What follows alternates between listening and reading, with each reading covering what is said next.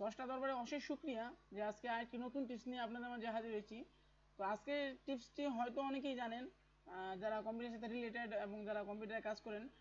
তো আমরা জানি যে আমাদের কম্পিউটারে যে প্রতিটা রিকোয়েস্টেই আমরা যখন যেখানে ক্লিক করি, যেই কাজ করি, এমনকি যেই কমান্ড দিই কম্পিউটারকে, প্রতিটা কমান্ডে এক একটা টেম্পোরারি ফাইল ক্রিয়েট হয় কম্পিউটারে, এবং কিছু গার্বেজগুলো ক্রিয়েট হয় যেগুলো কম্পিউটারে আমাদের রোমের মধ্যে সেভ হয়ে থাকে।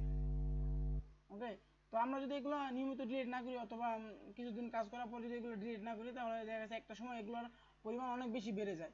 তো এই গার্বেজগুলোর কারণে আমাদের পিসিটা অনেক সময় হ্যাং করে অথবা অনেক সময় দ্রুত কাজ করতে পারে না। তো এর জন্য আমরা আজকে শিখবো একটি টিপস যে কিভাবে আমরা এগুলো ডিলিট করতে পারি। তো এর জন্য আমরা আমাদের পিসি থেকে সার্চ অপশনে যাব, এখানে রান রান লিখবো। এটা একটি ডেস্কটপ অ্যাপস, প্রতিটা উইন্ডোজের সাথেই থাকে। তো ক্লিক করলাম, আমরা এখানে দেখতে পাচ্ছি যে ডিফল্ট এখানে রিসেন্ট লেখা আছে, অর্থাৎ রিসেন্ট যেগুলো আমি কাজ করছি এবং রিসেন্ট যে ডাটাগুলো নিয়ে আমরা কাজ করছি, রিসেন্ট যে কাজগুলো করছি সেগুলো এখানে জমা আছে।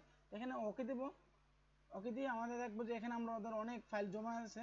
তার জন্য আমরা কন্ট্রোল এ দিব, কন্ট্রোল এ দিয়ে সবগুলো সিলেক্ট করলাম, দেন রাইট বাটনে ক্লিক করে ডিলিট করব। আমরা দেখতে পাচ্ছি যে এই ফ্লোরটা এন্ট্রি হয়েছে। ওকে, দেন আবার রানে যাব।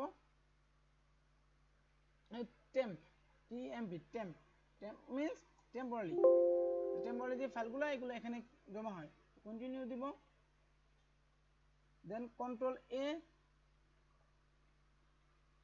দেন ডিলিট, কন্টিনিউ।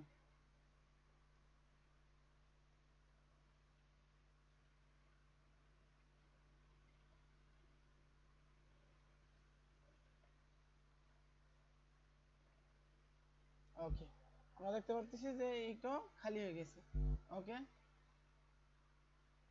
দেন আবার রানে যাব।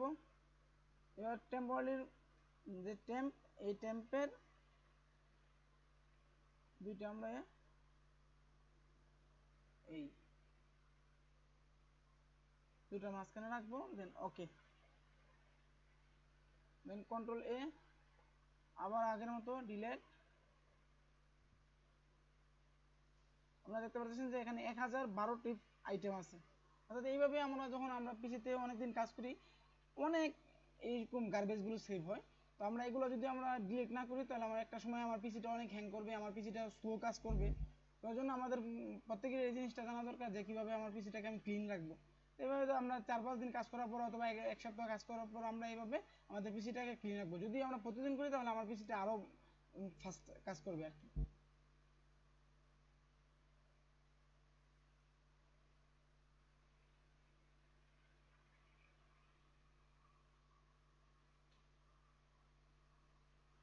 আমরা দেখতে পাচ্ছি যে প্রতিটা ফাইল সে ডিলিট করতেছে। আচ্ছা, যে ফাইলগুলো ডিলিট হবে না, এখানে ওরিড হওয়ার কিছু নেই, স্কিপ দিয়ে দেবে।